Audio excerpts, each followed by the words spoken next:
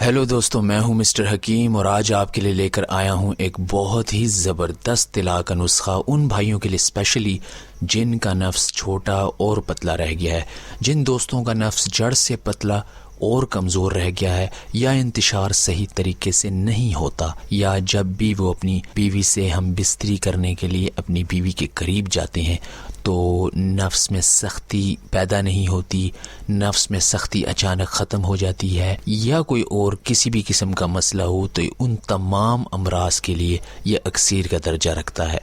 यकीन मानिए दोस्तों, मैं आपको बताऊं कि सिर्फ आपको 1 महीना ये इस्तेमाल करना है। 1 महीने के इस्तेमाल से आपके नफ्स में कम से कम 2 इंच मोटाई का इजाफा होगा। मैं मोटाई की बात करूं, पहले जो नुस्खा मैं आपको ये बता रहा हूं ये सिर्फ मोटाई के लिए है, इसके बाद आपको लंबाई का नुस्खा भी दूंगा, लेकिन ये मोटाई के लिए स्पेशली है और उन लोगों के लिए जिनका नफ्स जड़ से पतला हो गया है।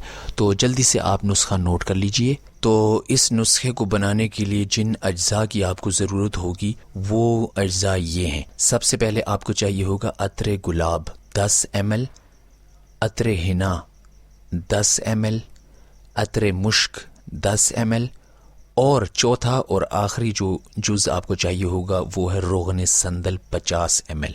ये 4 चीज़ें आपने इस तिला को बनाने के लिए लेनी है। तरकीब इस्तेमाल ये है कि इन तमाम चीज़ों को आपस में मिक्स कर लें और एक बोतल में महफूज कर लें। रात को सोने से पहले अपने नफ्स पर हल्के हाथ से मालिश करें, मसाज की तरह, बिल्कुल ठीक है।